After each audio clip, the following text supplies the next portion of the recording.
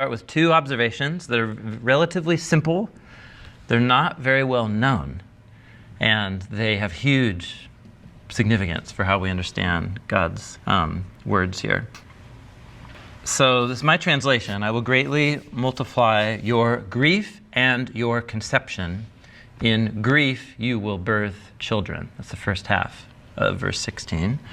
Let me just quickly survey other English translations. This is the New International Version. I will make your pains in childbearing very severe. So you walk away with a different sense from the NIV. With painful labor you will give birth to children. So on this reading, Yahweh is intensifying the pains of child labor. And that's pretty standard right across the board. ESV, I will multiply your pain in childbearing. In pain, you'll bring forth children. This is one of the, I never know what to do here. I think our English translations are remarkable achievements. Committees of scholars, brilliant.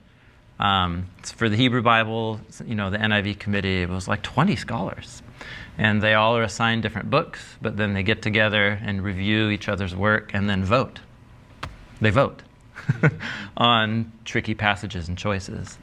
On each of these committees, in the last few decades, really remarkable scholars. And so I never want to undermine confidence in our English translations, but there are some times where you can see how the vote swung. And Genesis 3:16 is one of these. And so please know I'm not trying to, this isn't conspiracy theory. This is just saying translation is always an act of interpretation. And sometimes you just have to make a decision. So here's two realities about the Hebrew text of verse 16. First of all, the word pain is not the Hebrew word for labor pain. The word pain, itzabon, is the same word used of the man in verse 17. In itzabon, you will eat from the ground. Are you with me? Mm-hmm. So whatever it is that characterizes the itzabon of the human is being put in parallel relationship. So, and notice how the itzabon of the human is, I'll just pull it up here. So I will multiply your itzabon and in etzev. It's the same Hebrew root word in both. And it's the same itzabon. It's the same exact Hebrew word used in verse 17. But isn't it interesting that it's translated pain in verse 16, but toil in verse 17.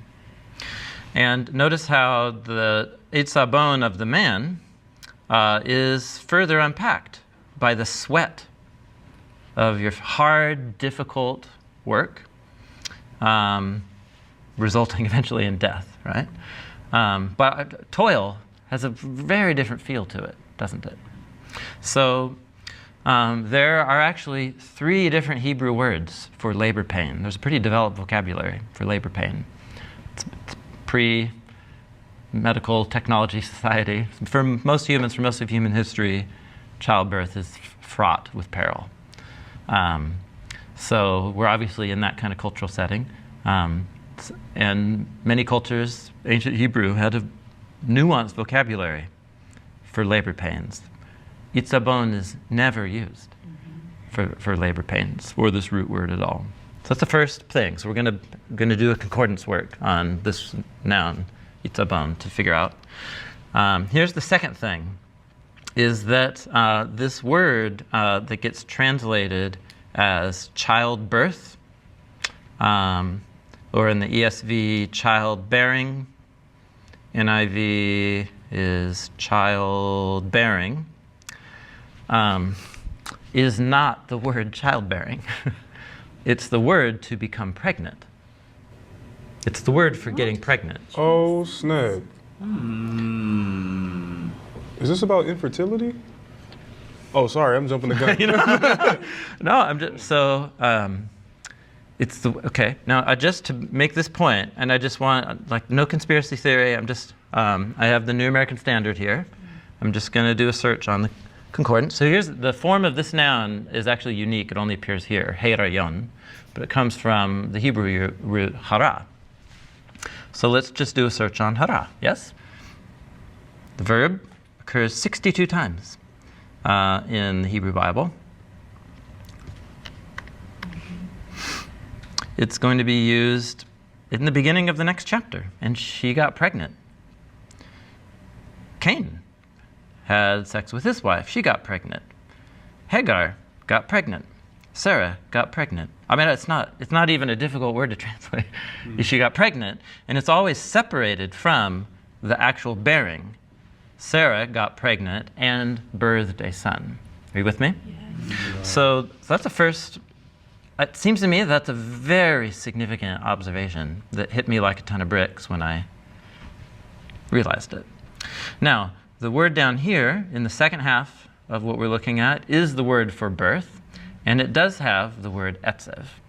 So this word etzev, whatever it means, we'll talk about this next, is applied both to pregnancy, both how you get pregnant and the childbearing, which means whatever this is about, it's not about labor pains.